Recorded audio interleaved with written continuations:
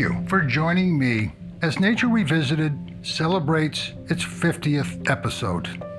We would like to thank everyone who has tuned in to our podcast over the years. We truly appreciate it. As we celebrate, I would like to thank Melissa, my wife, and Tori, my daughter, for their wonderful support.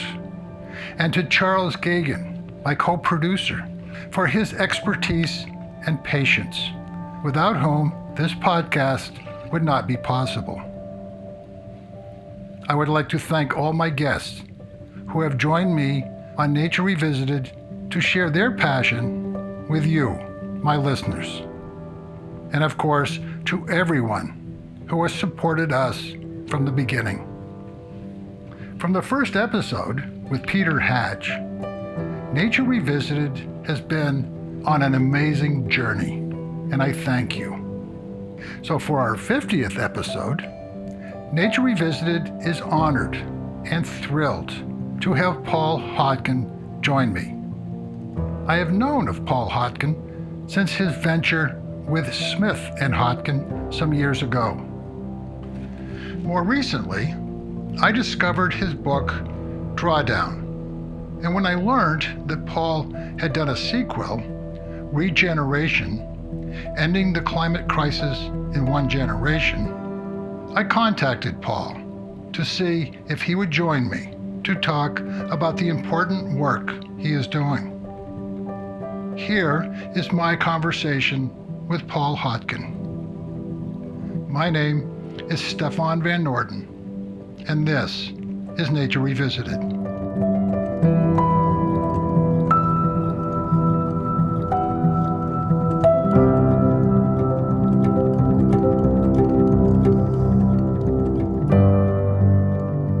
So Paul, I want to thank you for joining me on Nature Revisited. We could spend a whole episode just on your career and all the things that you have already done. But I think we both agree there is something more urgent that we both want to talk about, and that is the climate crisis and your new book, Regeneration, which is your latest effort to help solve this crisis. First of all, thank you so much for inviting me and engaging this conversation. It's obviously a conversation that I enjoy or want to have with as many people as possible. I don't mean to have a conversation in the sense that I know you don't listen up. I don't mean it that way at all. I consider myself a journalist. A good journalist is somebody who knows they don't know. And they have curiosity, and they research, they discover, they listen, they read. And from that, they create a text, a narrative, a book, maybe an article, whatever it is, that actually helps other people follow that same path. So what is drawdown? Drawdown is that point in time when greenhouse gases peak and go down on a year-to-year basis. In other words, reversing what we've done for the last 200 years, which is to increase CO2 emissions and greenhouse gas emissions into the atmosphere. And so the only thing that makes sense to me is to go the other way, not to leave them up there. Drawdown is to reverse global warming. That is, can we just go back the other way, please? Not just talk about net zero, which doesn't really solve anything, because net zero means we'll be at 450, 460. Depends when we achieve it, ppm. And we're already seeing the chaos caused by 417 ppm, and we also know that there's a lag time between heating and what happens in the biosphere. And so 450 ppm is climate chaos. Why would we want that as a goal? So that's drawdown. How did that lead to your new book, Regeneration, and why did you use that title? Regeneration as a book was always intended to be the sequel to Drawdown. And I was talking about it before Drawdown, way before Drawdown was even published. I was talking about Regeneration. I think that when you write as an author, you want to be careful not to do too much to keep your focus. And then you keep the reader's focus. And so Drawdown map measured modeled the 100 most substantive solutions to reversing global warming. The question I got again and again after that speaking, people would raise their hand and say, what should I do? Tell me what to do. It's like so interesting. And even my wife said, when I was starting the second book, she said, well, look, if you don't tell me what to do in this book, I'm leaving you. It's like, okay. So regeneration is several purposes and meanings, and not just that. How does language both help and hinder us when it comes to understanding this crisis? The language that we've used around climate has basically guaranteed that most of people in the world are disengaged from it. And you say, how could that be? The science came first, and that was very much about future existential threat. That term has been used a million times. No question about that. The other thing is that it evoked fear or threat, which is understandable. The science does that. The science was picked up by journalists and activists, but activists then themselves kind of went to blame, shame, and guilt. These companies doing this, and that's bad, and SUVs are bad. There was a lot of activist rhetoric about blaming and saying, you're the cause. Again, they were right, as was the scientists, but where both kind of missed the beat was those communications actually do not incite people to act, to do things. They don't bring people together. In fact, if you keep repeating threat and fear and blame and all the doom and these things, which I'm not arguing against as in terms of the analyses, but if you keep doing that, we all go numb. We just numb out.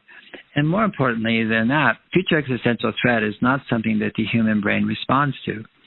We are here because our ancestors were wired for current existential threat, and they did a really good job about that, and that's food and warmth and clothing and security and safety and so forth. That's what our ancestors did, and that's how our brains are wired. And so I felt like we needed to really change the language around climate because the threat is not only existential, it is actually current.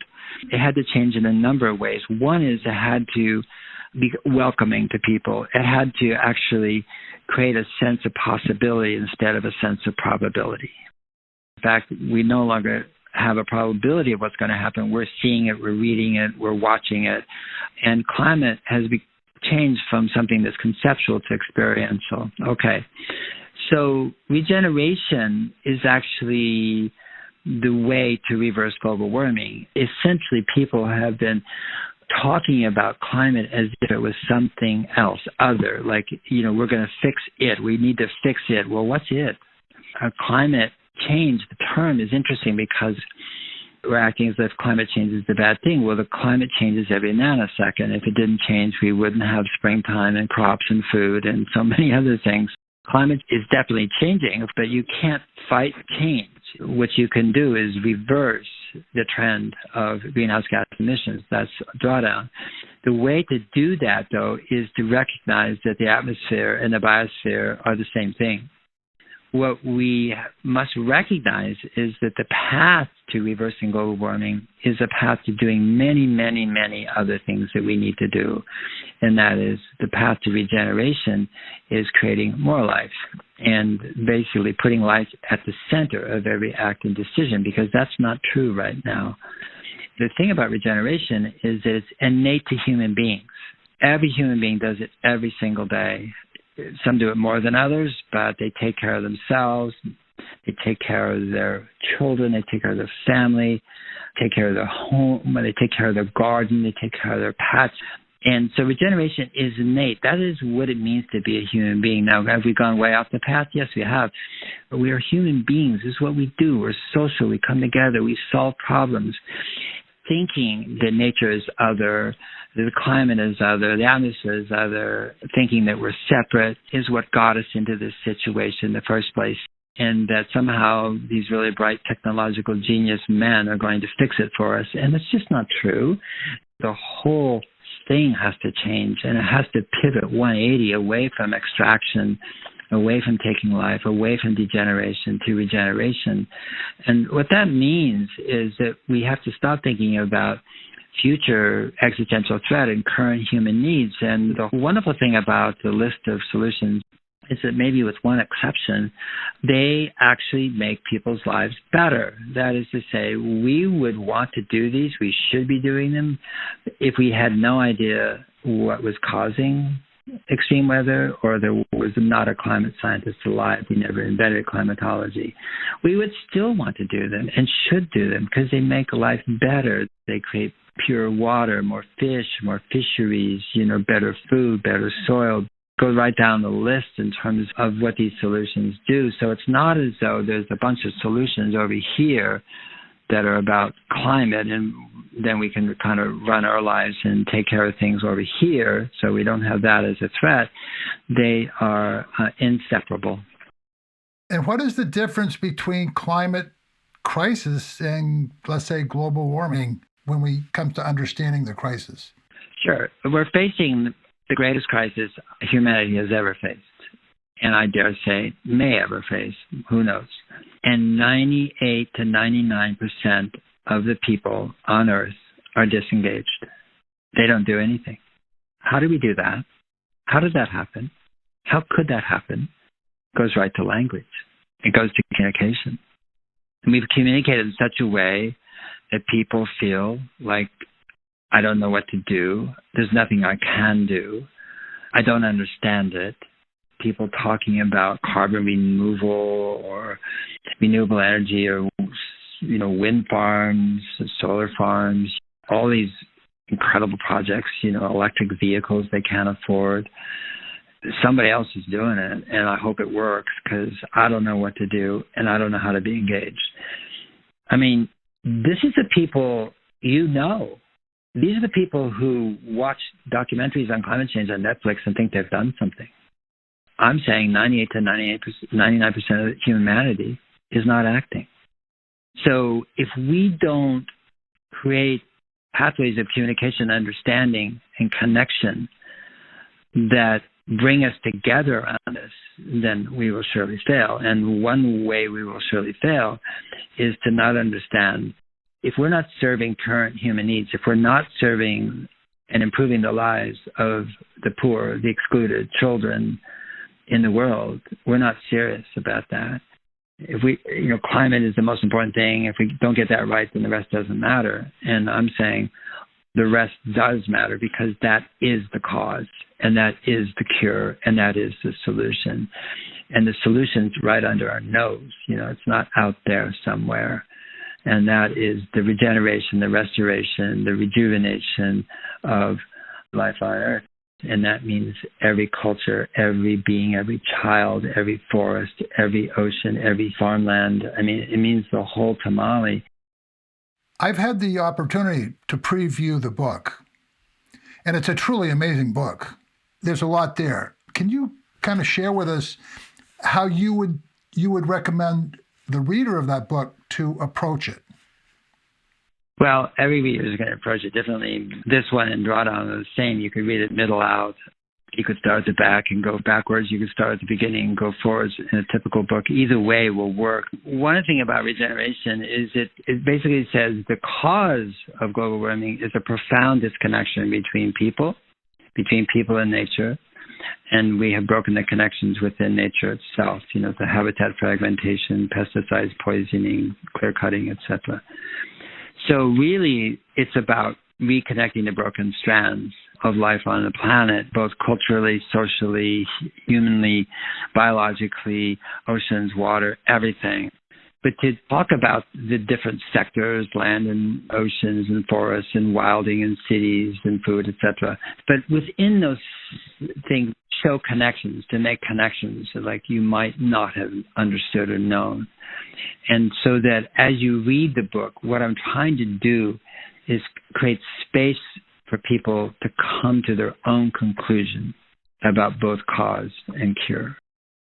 Because it actually creates the spaciousness for people to make up their own mind. Because that's what's going to happen anyway. Nobody can really change anybody else's mind. It's hard enough to change our own mind. And so we try to create a book, or I try to create a book that is interesting, that is compelling, but is not a polar bear on an ice floe or a calving glacier or a hurricane blowing off the roof of a building in the Bahamas. As you open it up, then you look at the image and go, oh, wow, look at that. What is it? What does grazing ecology mean? I never heard of it. What does trophic cascades mean? What does that got to do with the price of bananas and climate change? Well, it does. But when you read it, you go, oh, wow, God, I never saw it. I never made that connection before, What is the difference between preservation and restoration, and how important is the distinction? I think preservation came out of the environmental movement, conservation preservation, which is like put a fence around it, make sure it stays the way it is. Don't let it go anywhere. Don't let it get worse. Restoration is really regeneration, actually. I think the Nature Conservancy learned this early when they bought these big ranches in New Mexico, and they took off every single animal off the ranch, fenced it off, and then they watched the land degrade completely. They realized they needed animals. They needed ruminants. All these landscapes co-evolve with animals. You take the animals off and things devolve. So preservation was very much a movement about that, not when applied to buildings, it's about keeping the building intact, but applied to ecosystems, it's kind of a fruitless task because ecosystems are going to change and grow and evolve. And so that's where regeneration comes in. What is rewilding, and how important is wilderness? Wilding is letting nature return to itself, letting the human-made or the human influence changes on the landscape stop, and then letting nature take over, essentially. Poster child of this is what Isabella Tree and Charlie Burrell did in Sussex, England. Charlie inherited from his family this 3,500-acre farm that was failing, and it was on Sussex clay, which is known to be the most difficult soil in the world. It turns to concrete in the summer and turns to mush in the winter.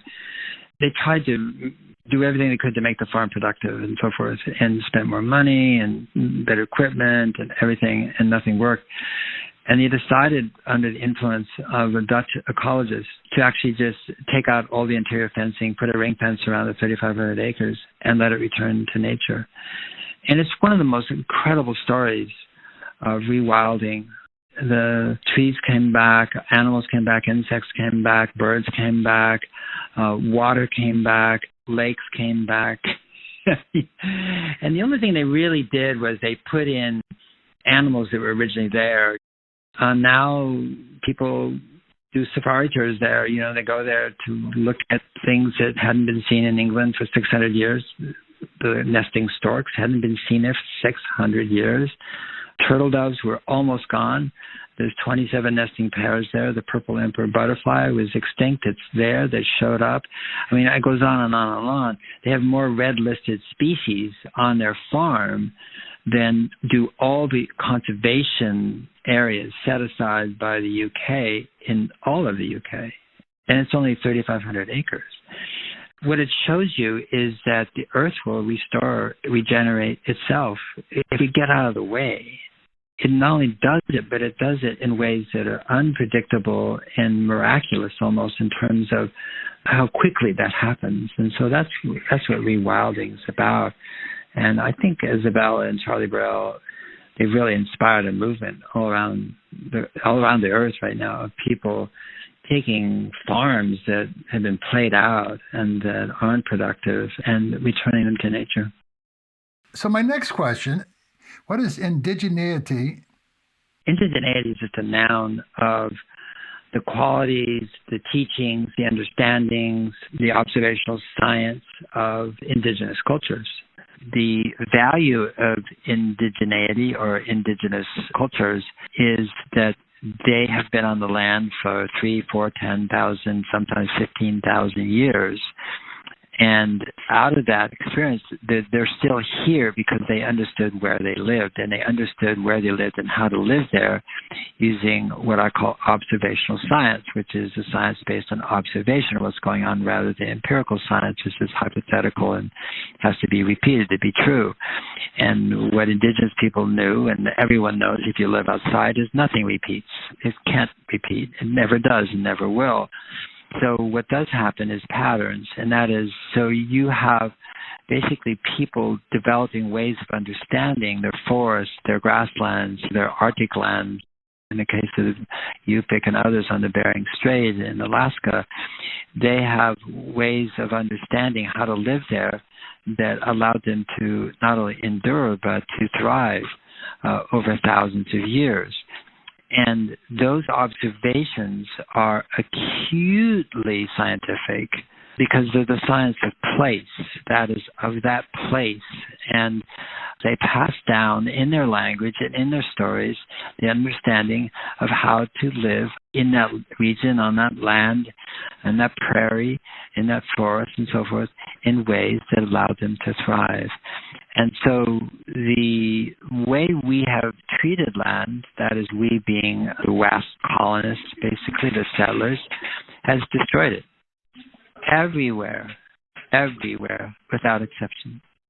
That is degeneration. So to regenerate doesn't mean you go back to how indigenous people lived.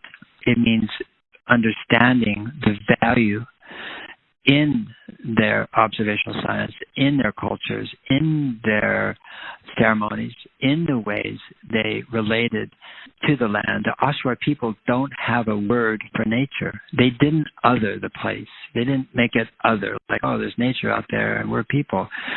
They didn't see any separation between a human being and nature itself, so they had no word for it. We can't conceive of that because we came out of the Enlightenment science, which did quite the opposite, which thought if you kept analyzing and separating things into smaller and smaller pieces, you could figure out the whole. And, of course, that isn't the case. So that's what indigeneity is about. So describe, if you would, the concept of extinction of experience. The extinction experience is another word for it called shifting baseloads. And that is that you think the world was the way you experience it, but actually it wasn't. It was the way it is now, was not the way it was 10, 20, 30, 40, 50 years ago. So my great-great-grandfather, who came to California in 1849, described in letters seeing Richardson Bay, which is where Sausalito and Tiburon Belvedere are, and so forth, and said you couldn't see the water for all the birds. There was just so many birds that came in there that it looked like you could just walk across them all the way to the peninsula. And now you'd be lucky to see Arctic terns now, and no ducks and no geese. That's shifting baseload. That's the extinction experience. If we're going to reverse global warming, we need to address current human needs rather than an imagined dystopian future. I want to give you the opportunity to share with my listeners what you would like to share with them about this book. I think all of us have experienced what can you do about climate, or this is what you can do, or the 20 most important things you can do, and all that sort of stuff, you being this individual. When I started Drawdown, I Googled what are the 10 top solutions, 20 top solutions, and they were all individuated. And like the Union of Concerned Scientists said, put a power strip in your home entertainment center. It's like, you got to be kidding. Or use cold water in your washing machine. Cool. Recycle, right? It's like, unless you had an IQ lower than room temperature, you knew that maybe these are good things to do, even though you didn't have a home entertainment center. But you knew that they were insufficient to the task at hand, that we have this global, immense problem and so forth, and people saying put cold water, in your washing machine. So here you have the individual doing things that are not unimportant. I don't mean that at all, but are not sufficient, and they know that. And then they're looking to others to fix the problem, when in fact the solution is in between both. And what I mean by that is there is no such thing as an individual. It's an identity we wake up with every morning. And every one of us is a part of a larger network of people, our family for sure, our neighborhood, our community, our companies, our cities, our clubs, our group, our people we go fishing with. We have these complex networks actually that define us and that make our lives both pleasurable and reasonable and possible. That is where change comes from. That's who we are, and that's what it's going to take to reverse global warming and so forth, is people coming together in ways that are localized, regional, municipal, as opposed to thinking it's going to happen someplace else somehow. So the subtitle of Regeneration Ending the Climate Crisis in One Generation. And your book shows how that can be done. What we need to be now is courageous and fearless. One of the things I say in the book, our beliefs do not change our actions. We just think they do. Our actions change our beliefs. Our actions change other people's beliefs. And so what we need to do is just act, but not wait around, not think that if what I do isn't sufficient, not think that somebody else will do it. No, it's time for everybody to act. Can you share with us a little bit of what's at the very end of your book, which you called One More Thing? I think the first sentence says it's not your job to save the planet. And the idea of saving the Earth is a heavy burden, and you can't do it anyway. And I also talked about carbon, and this idea that carbon is there's carbon pollution. I say that's complete nonsense. No such thing. Carbon is part of everything we need. Everything we eat, we drink, we touch. Everything that's alive, everything that's delicious. It's, every miracle we see is. And the thing is, we know how what we did. We know we double glazed the planet with carbon. We know how we did it. There's no secret about that. We know how we are continuing to do it. We know how to stop it and to reverse it. We really do. We don't need to know more. And the other thing about carbon to understand is that it's food for the Earth to regenerate life on Earth. And when we feed the Earth, we will heal the climate. Nature never makes a mistake. Only we do. Nature's never making a mistake, never has, never will. The climate is just fine. Climate is adjusting and adapting to what we are doing here. What we have to understand is to bring our life in alignment with biology, our products, our cities, our agriculture, everything we do. Let's just bring it in life with biology. So that's a 180 pivot away from degeneration to regeneration, is putting life at the center of every act and decision. Can't do it overnight. We have to think about it. We should learn. But if we don't have that commitment to regeneration, to putting life at the center of who we are, what we do, what we stand for, what we mean, what our purpose is to be here on Earth at this time, then why are we here? Really? Why are we here? And so, in a sense, we're being homeschooled by the planet, and she is a beautiful teacher, and we'll be given a lesson every day. All we have to do, basically, is say thank you and act. Does it mean a change in your life? I hope so. Something I left out, though, was something that Gary Snyder, the poet, said. Looking at the situation we are in today, do not feel guilty. Do not. Useless. Not a helpful emotion. What we need to feel and do is fall in love. Let's love this place, this beautiful home. That's what we need. Love, not guilt.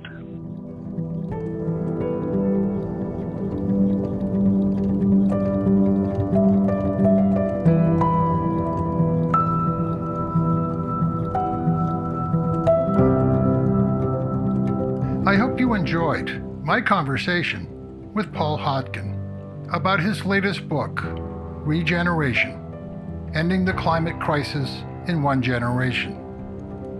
It is truly an important book. I hope you will also share Nature Revisited with friends, family, and colleagues, and encourage them to subscribe to Nature Revisited on their podcast servers. The music for this episode was Oklahoma Wind Speed Measurement Club by Ben Cosgrove from his latest album, The Trouble with Wilderness. Nature Revisited is produced by Stefan Van Orden and Charles Gagan. And I hope you will continue to explore the first 50 episodes of Nature Revisited and join me for the next 50. And in the meantime, do remember, we are nature.